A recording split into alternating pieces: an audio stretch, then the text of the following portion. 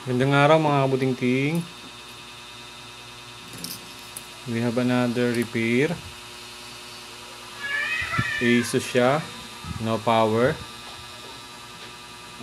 Kahit i-charge. Naka-charge yung charger natin. Wala siyang charging indicator. Tinest ko na rin yung charger. Wala rin siyang... meron siyang 19 volts pero wala siyang charging indicator sa laptop. So, gagawin pa rin natin para check natin.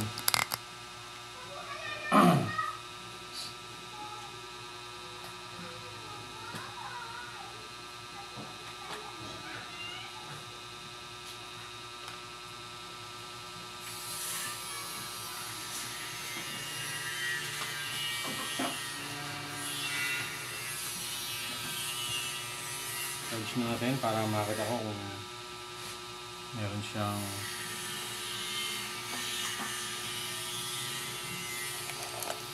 voltage na pumapasok sa charger.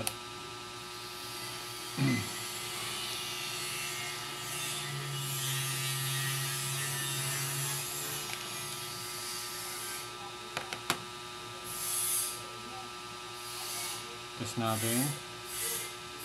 So meron siyang 19.31. Ibig sabihin merong voltage ang ating charger. Saksak natin siya sa laptop.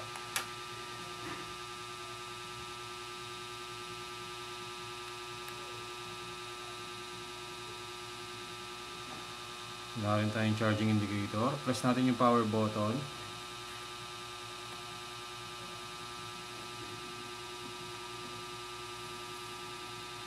So walang umiilaw. Dapat iilaw dito sa power button Wala. So ibig sabihin no power tayo. Buksan natin itong laptop para malaman natin anong problema niya.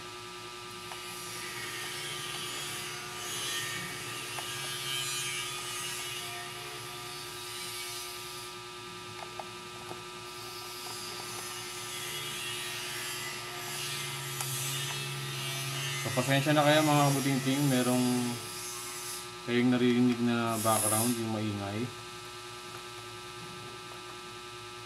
Meron kasing gagawa dito ng bahay. Hindi na natapos-tapos yung bahay na yun.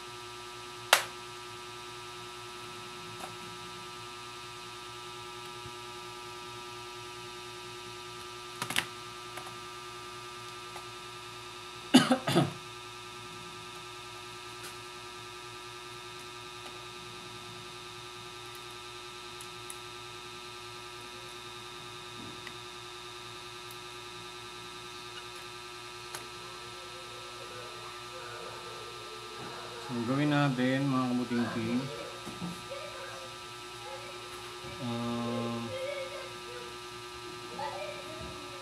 try nating since ang power button nito is nasa keyboard, try natin yung keyboard niya. Tingnan natin kung mabubuhay. Short natin yung keyboard.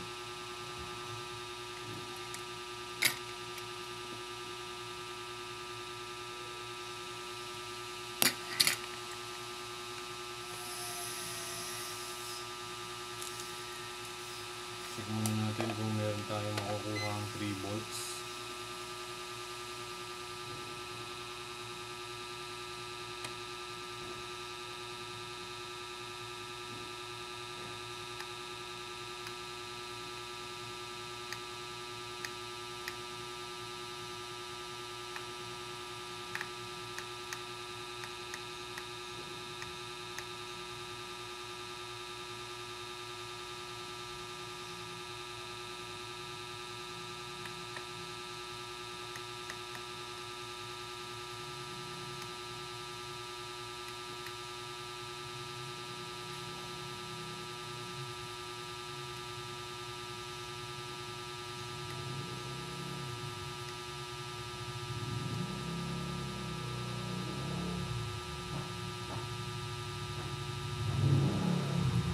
Wala akong nakukuha ang 3 volts sa kanya.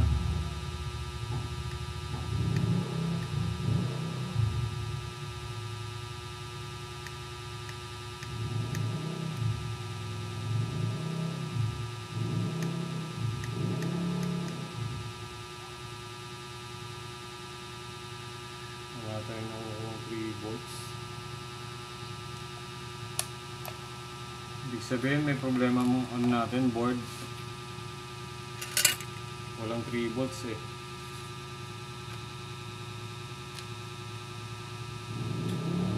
Tanggalin natin. Ilalabas ko yung board.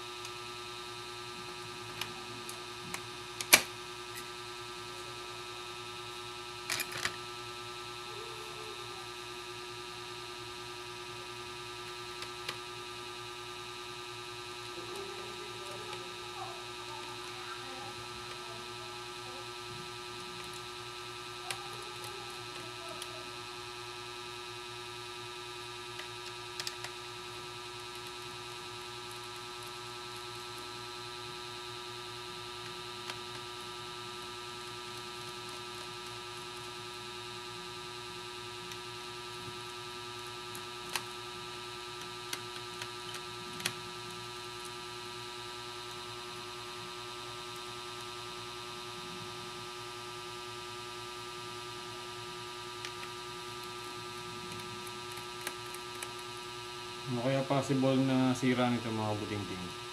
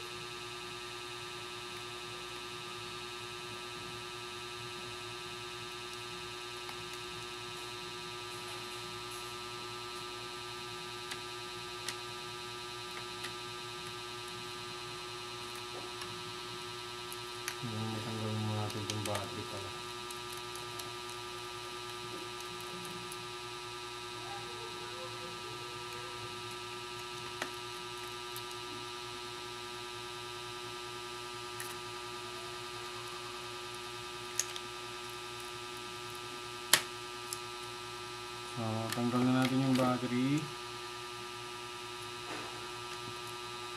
Ito pala.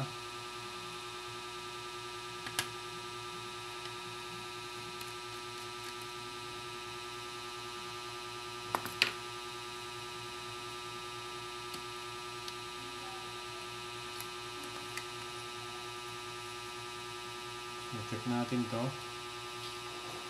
Bakit ayaw niya mag-power?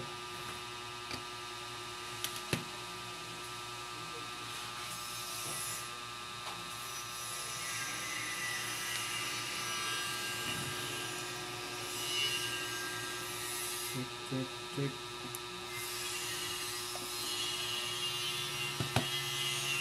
So, check natin sa primary rail niya, yung first 2 MOSFET.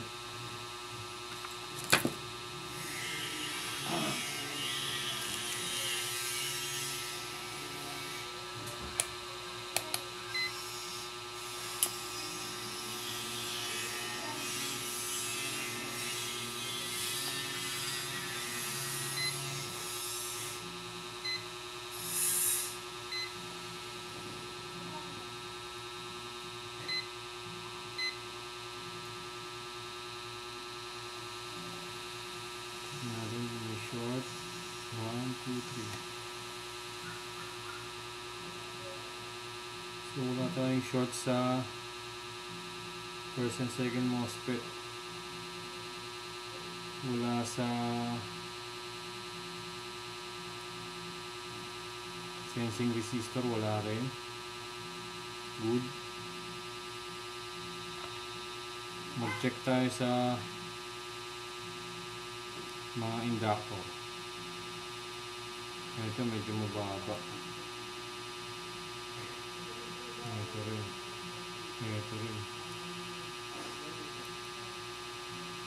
Ito good to.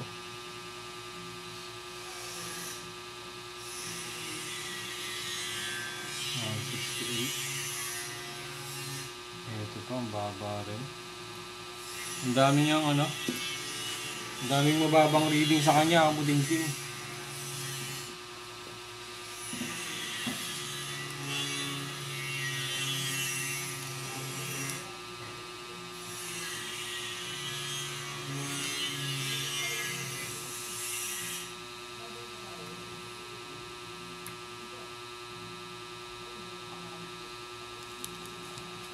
Test natin yung mga capacitor.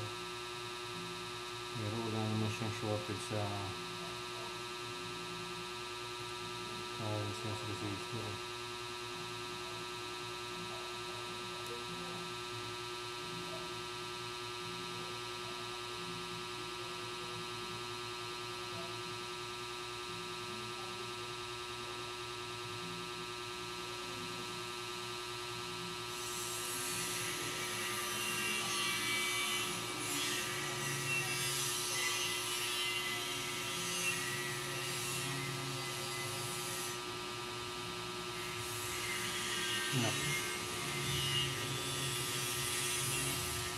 Shorted pa bias chips mo.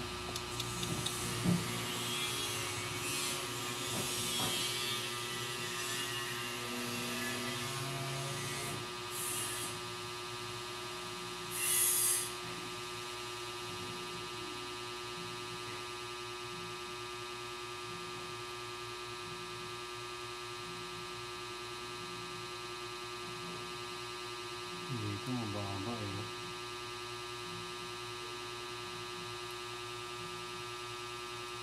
Dito 257.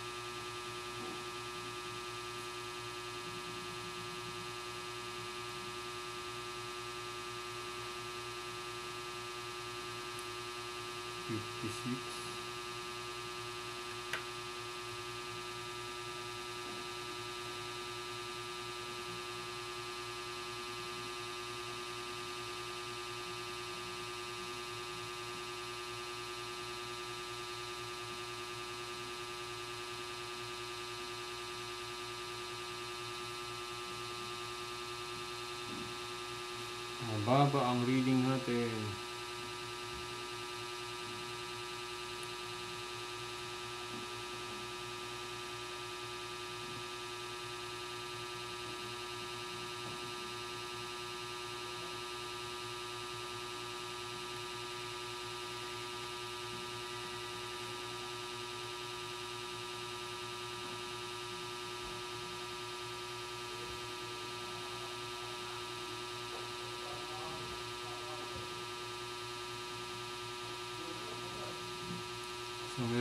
tayong dalawang mababa shorted na MOSFET sa gate.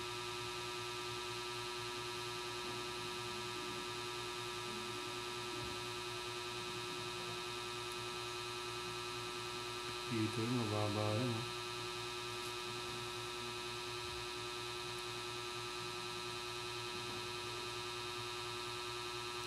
Tingnan natin to. So mag-inject tayo ng voltage. Mayroong mababang reading, mga mudingking.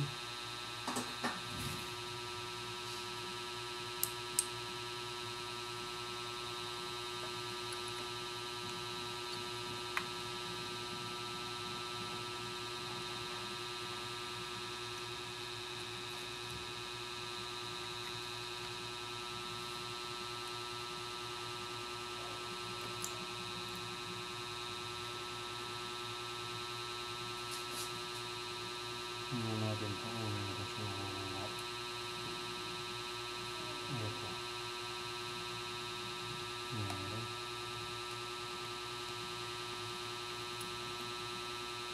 Tanggalin natin itong CPU.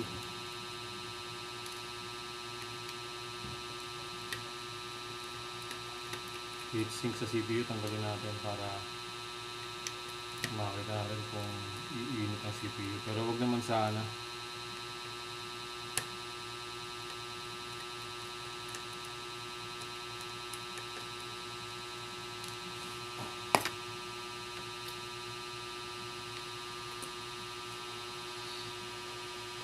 Gamitan natin ang thermal camera.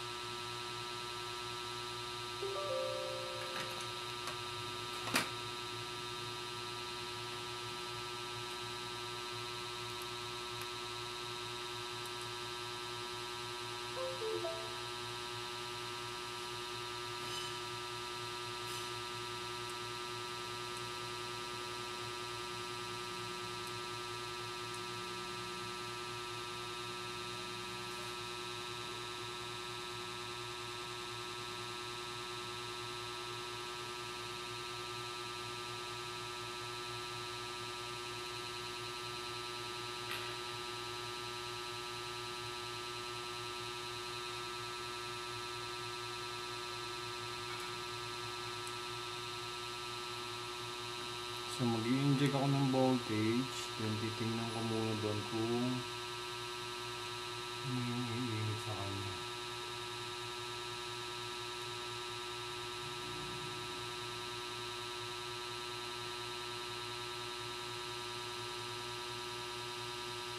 Iinit ang CPU. Wow!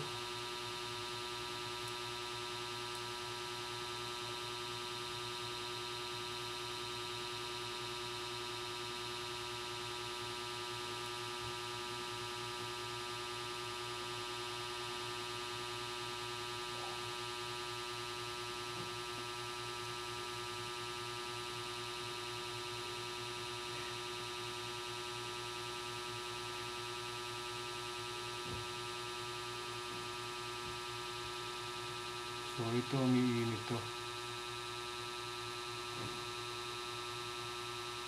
Pakita ko sa thermal camera para makaka-idea.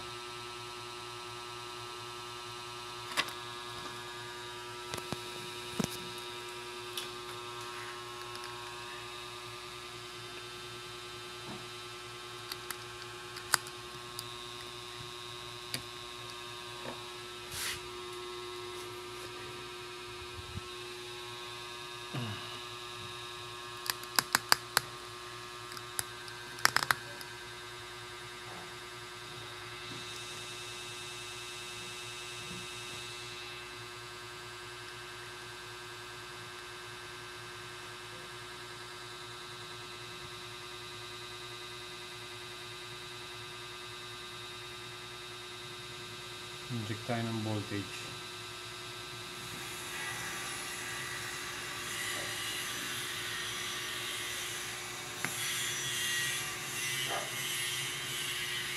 Kung napapansin niyo may umiinit. Hindi ako may gaw yun, oh. May umiinit. CPU tsaka isang IC. So yun yung nakikita ko sa kanyang problema. Pakasa natin konti.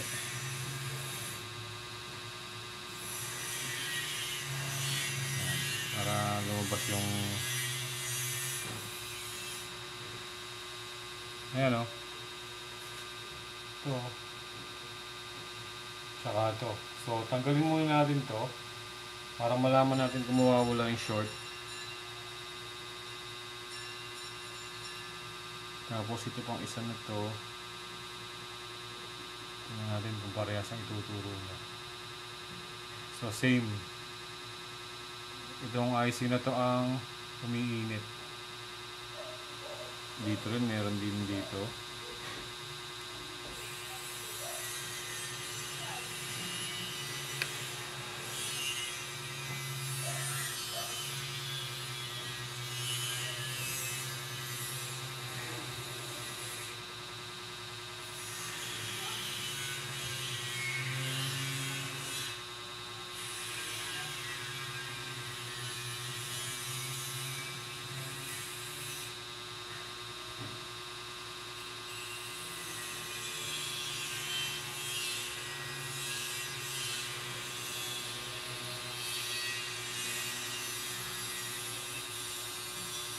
So, may umiinit din dito.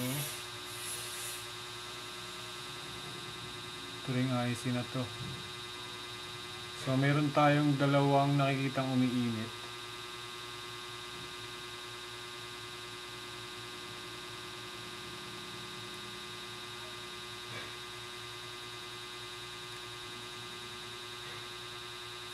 So, meron tayong problema sa IC. View. So, tuturo ko po, ipapakita ko po sa inyo yung dalawang umiinit na IC. So, ito yung isa. Then, ito yung isa. Yan. Hindi natin alam kung ano yung function yung dalawa na yan. Malalaman lang natin yan pag chinek natin sa datasheet. So, yan.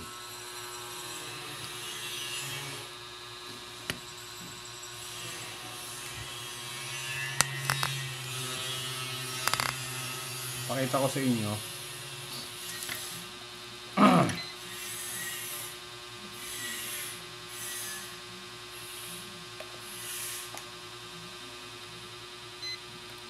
Testerin natin to. Buzzer mode na lang natin para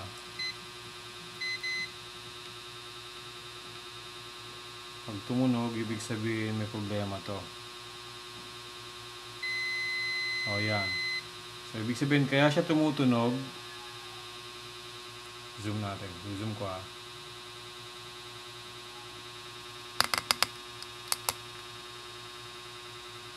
So itong gate side na to, kaya tumutunog to, kaya mababa ang reading niya, kaya sa shorted is dahil dito. Yung gate side naman din itong MOSFET na to, pag nag-inject ako ng voltage, ito rin yung tinuturo.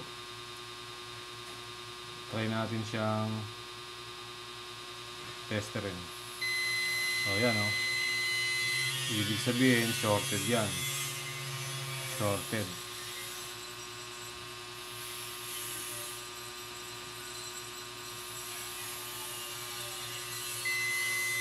Ano, 3.8. So it doesn't mean na shorted yung MOSFET. So para malaman natin kung itong dalawa na to shorted yung parehong gate niya, para malaman natin kung ano yung nagpapa-short sa kanya, kailangan natin mag-inject ng voltage para palabasin kung ano yung iinit. Then ang umiinit sa kanya ito. So kailangan natin tanggalin to. Titingnan natin kung mawawala yung short dito.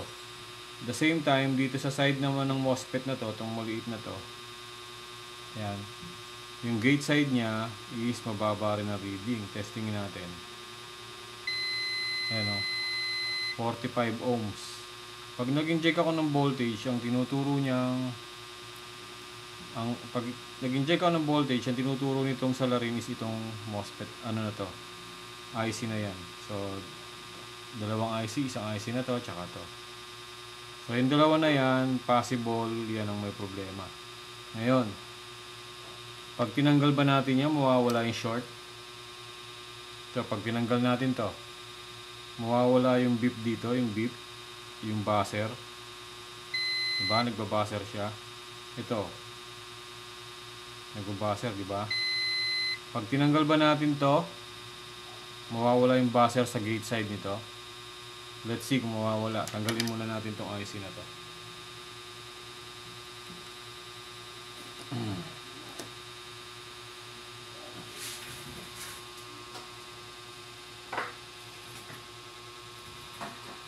Pag nawala yung short sa gate side ng IC na yan, ibig sabihin, yun ang problema natin. Kailangan natin palitan yun.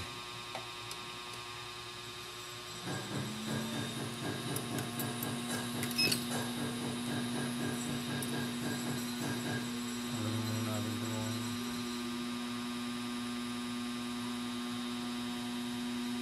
Baka masira yung ating ano. Thermal cam. Ang gagawin ko, tatanggalin ko tong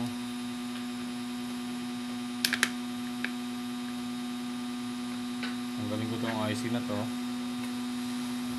Ito. Kailangan tanggalin yan. Dahil ito yung nagsushort.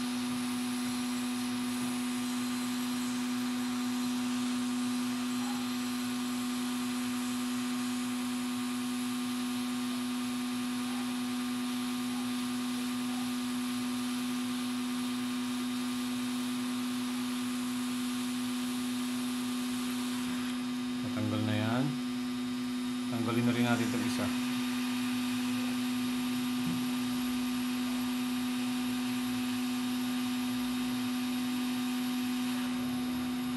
So, tanggal na silang dalawa. Ang gagawin natin ngayon is iti-test natin kung mawawala yung short, yung tumutunog, yung nagbibip, yung nagbabuzzer. Kanina tumutunog yung gate side ng MOSFET na to at ito. Tingnan natin ngayon kung tutunog pa siya. Buzzer mode tayo. So, ibig sabihin tumutunog yung ano natin. Test probe natin. Tingnan natin ha. Tingnan natin kung tutunog pa siya. So, nawala. Wala na yung tumutunog sa kanya. Itong isa na to, tumutunog din yan. Testingin natin. So, nawala. Tumutunog yung ano natin ha, test probe. Pero pag itetest natin dito, wala na. Dito. Wala na. Ito kaya. Wala na rin. So, yung tatlong MOSFET na to, ito, isa, dalawa, tatlo. Shorted sila. Kapag nakakabit yung dalawang IC, shorted yung gate side nila. So, pag nang tinanggal natin, nawala ang short. Ibig sabihin, ang salarin natin, itong dalawang IC tinanggal natin. Ngayon, ang gagawin natin is mag-order tayo ng pyesa. Sasabihin natin sa may-ari na yung laptop, kaya siya no power dahil shorted yung motherboard. Merong IC na dalawang nagsushort. So, yun. Gagawin natin, aside pa dyan, check pa tayo ng tingnan nga natin kung tumaas yung reading natin dito. Diode mode tayo. OL. So, ibig sabihin, okay na yan. Ito. OL. OL. Homes mode tayo. OL. OL din.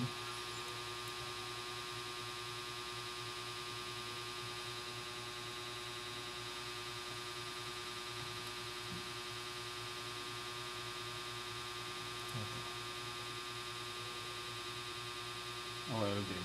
So, ibig sabihin, wala na yung short natin. Yung dalawang IC na yan ang kailangan nating i-order.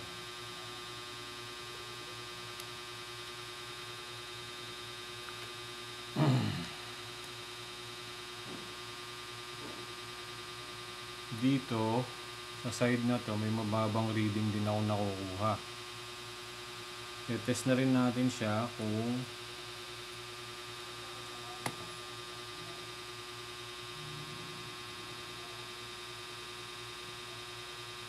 test natin. Ayun, tumaas na oh. 10 kilo ohms. Tumaas na reading natin sa ano. So, ibig sabihin kung bakit din siya kung bakit din siya nag-short, bakit din mababa reading dito, is dahil dun sa dalawang IC na tinanggal natin. So, ito ngayon tumaas na. Okay na to. Okay na inductor na yan. Ito kaya.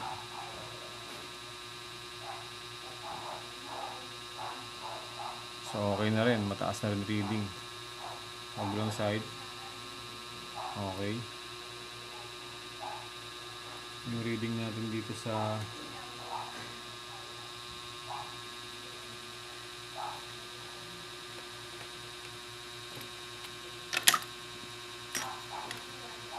natin itong camera.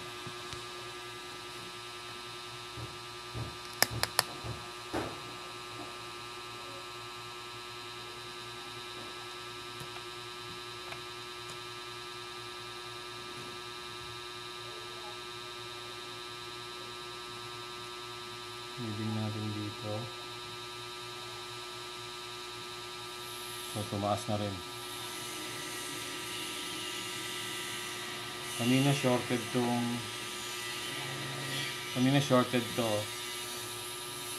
yung 8 pin ng BIOS. Ngayon okay na. Taas na reading. Tanggal natin short.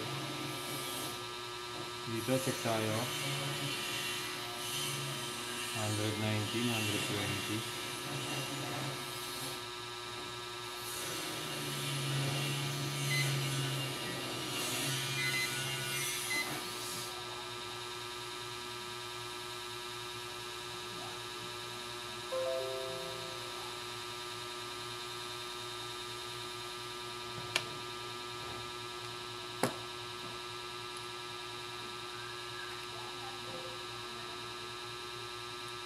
Tingnan natin itong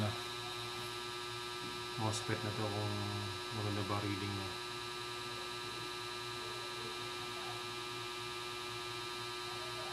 One, two.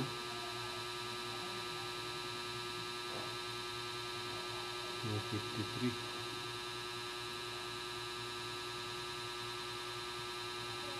Okay. 250.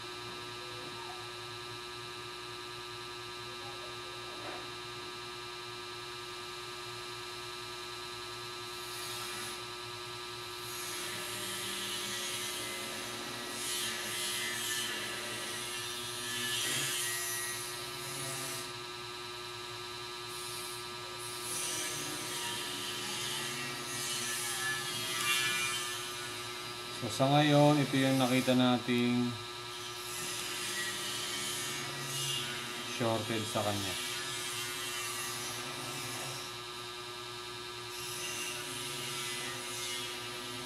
Mag-check na tayo yung iba.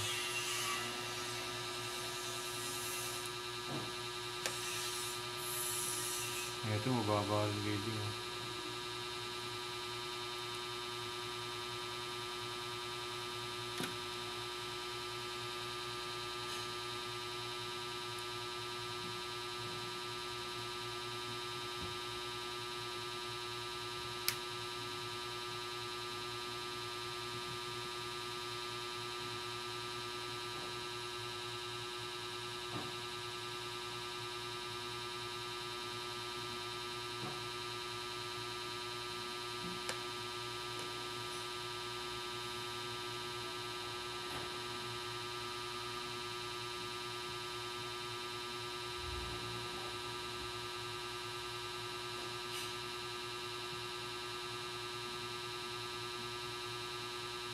shorted ang drain nito, shorted din ang drain dito sa kabilang side. Tingnan natin, baka meron pa iba pang problema to.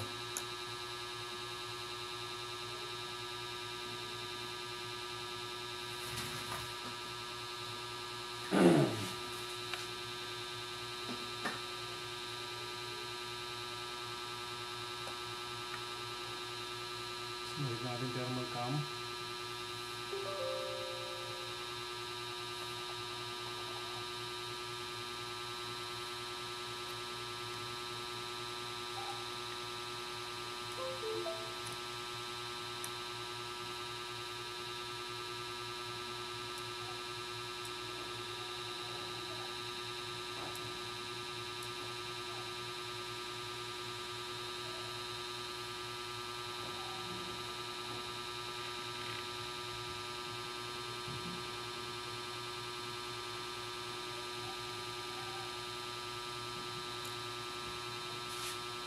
Try ulit tayo mag-inject ng voltage.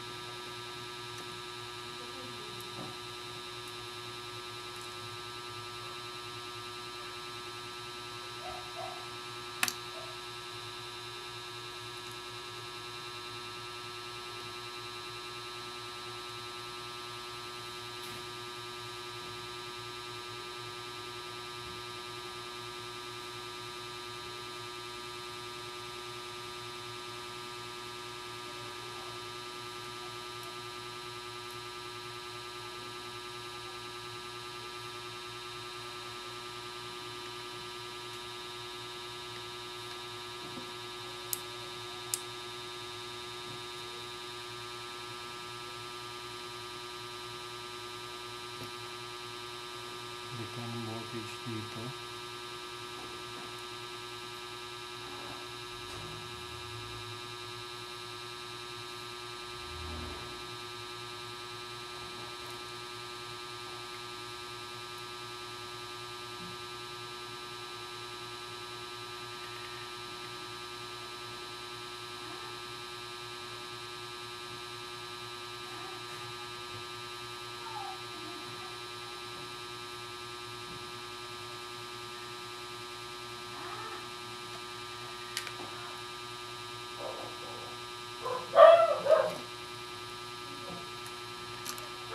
So, tabi na natin muna itong dalawang IC na yan. Baka mahulog.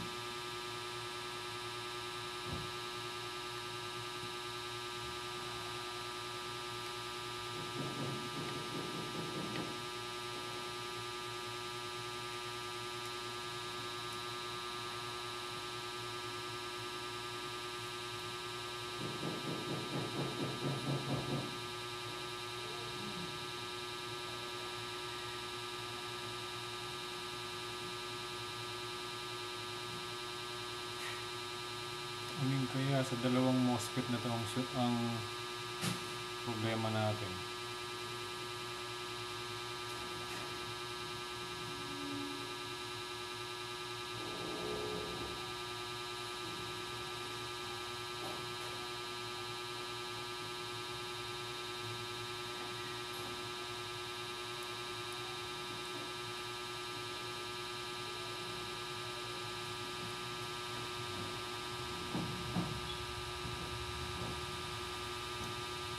So wala akong makita dito.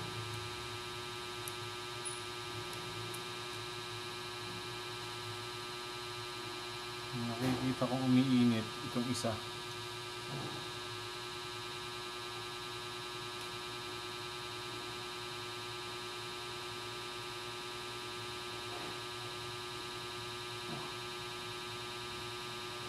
Hindi ito.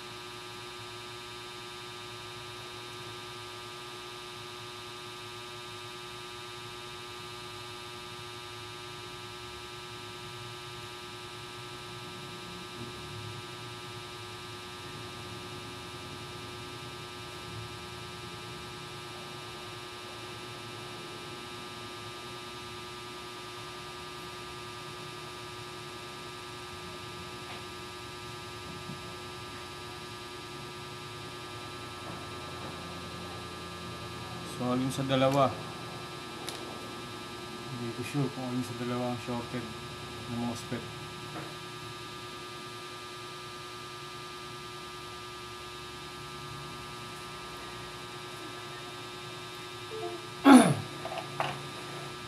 So, check nga muna natin sa tester.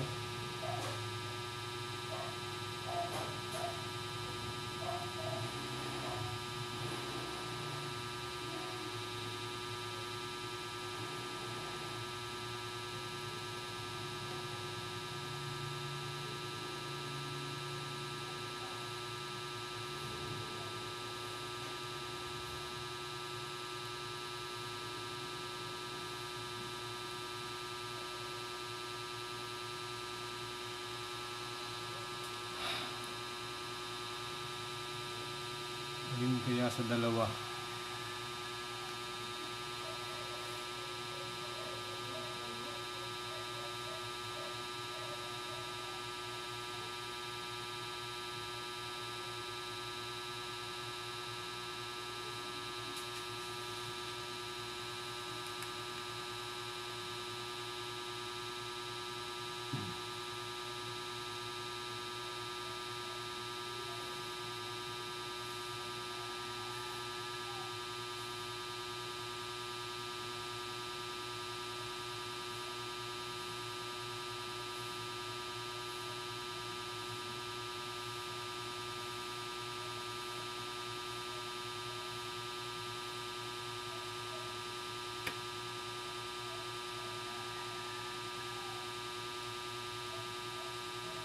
Ito shorted din ng capacitor na ito eh. Try natin mag-inject dito sa capacitor. Try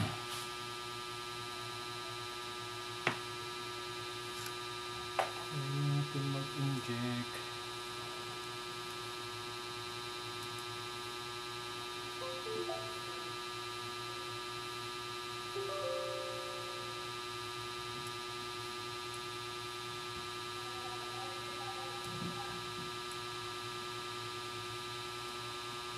So, tingnan natin dito.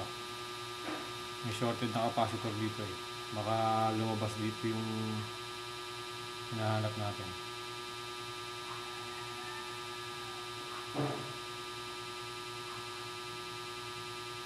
So, ayun. Silang dalawa nga. Try natin gamitan ng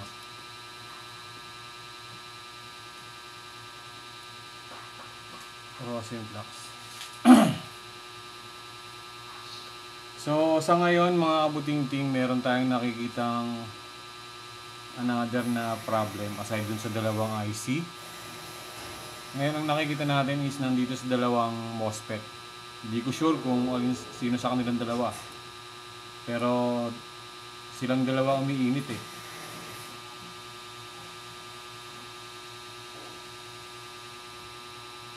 Titingnan natin kung mawawala.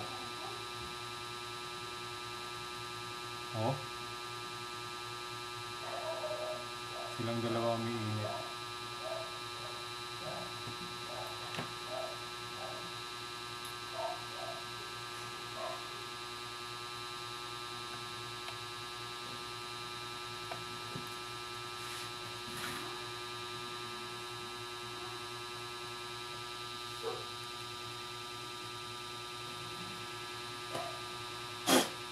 Magpe-face mask lang ako para safe yung ating health.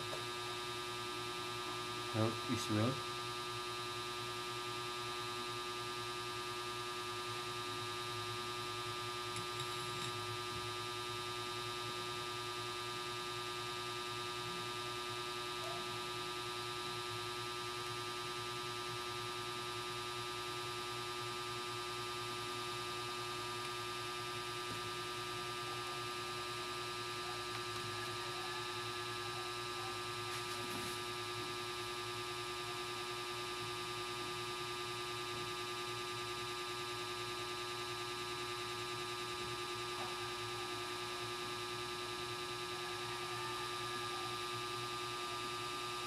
Medyo malamig pa.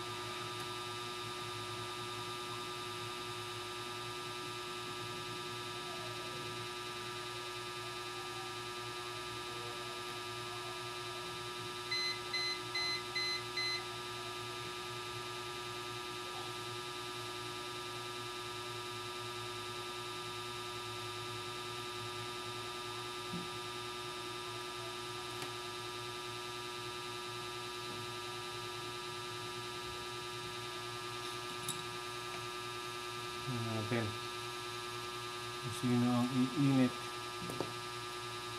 kung isa sa kanilang dalawa o silang dalawa ba. Check tayo ng voltage.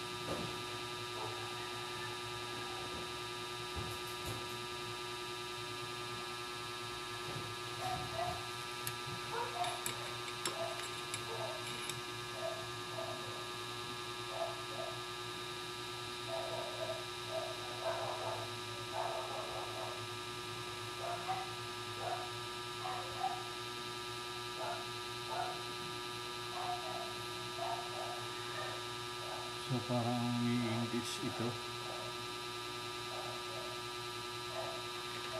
Try natin tanggalin itong isa na ito.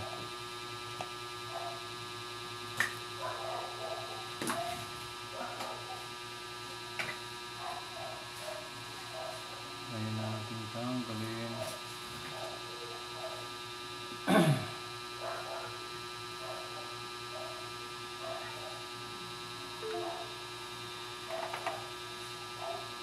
So siguro ang gagawin natin dito, malamang may part 2 to. Kasi wala pa tayong pyesa nito eh. Mag-o-order pa tayo.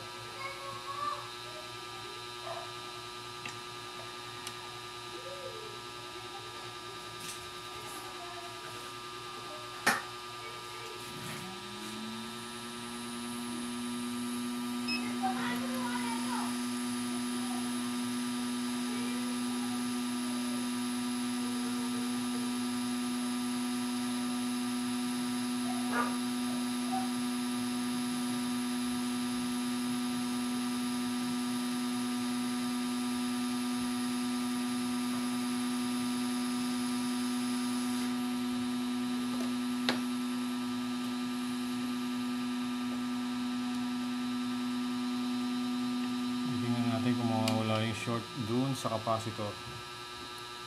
Pag nawala ang short sa capacitor,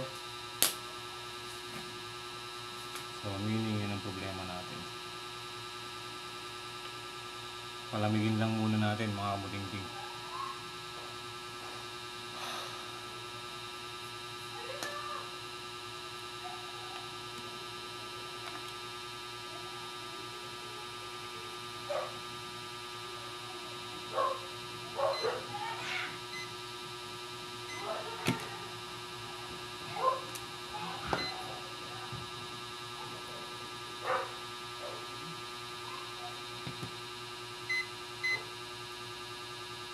So full shorted yung capacitor natin na to. Titingnan natin ngayon kung shorted pa rin. Ayun. Okay na. Mataas na reading niya.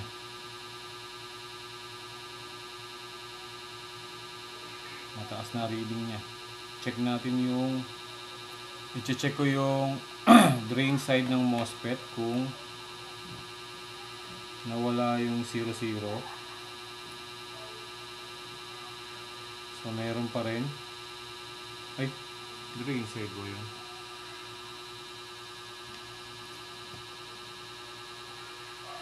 Dito ko na sa kabilang side. Meron pa rin pero mababa.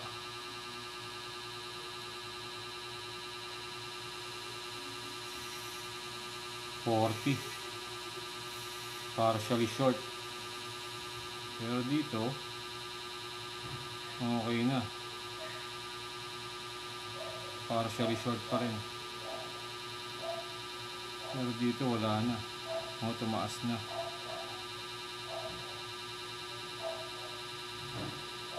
Ito naman ang titingnan natin. Bakit partially shorted siya?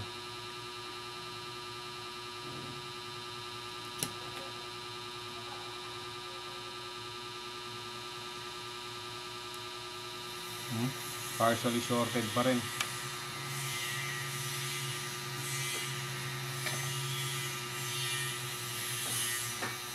Mag-inject naman tayo dito para makuha natin yung nagpapashort sa MOSFET na yun.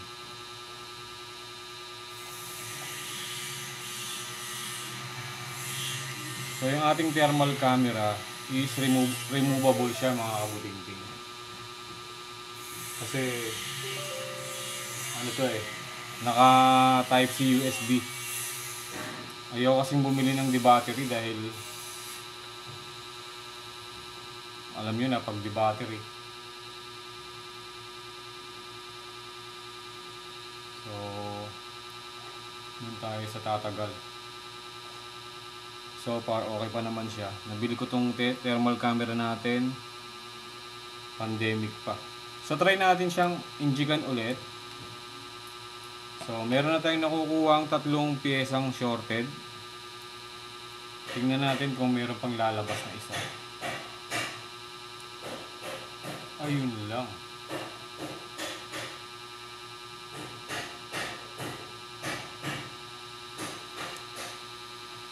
Shorted yata ang CPU.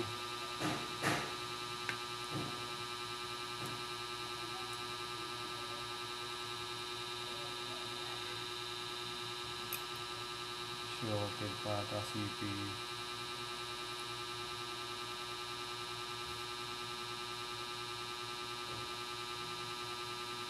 Ano bang ibang umiinit?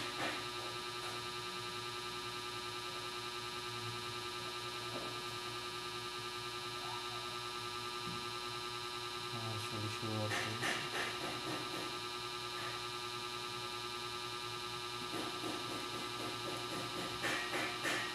Iinit ang PCH yun.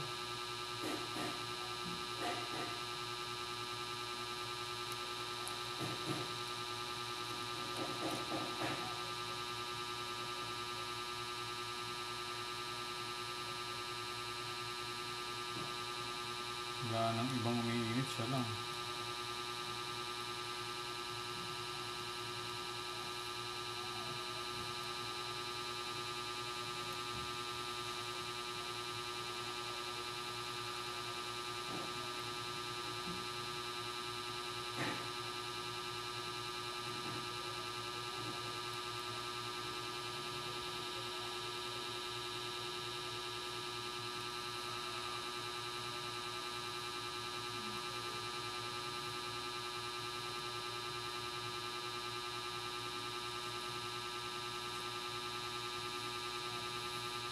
Iinit ang PCH niya.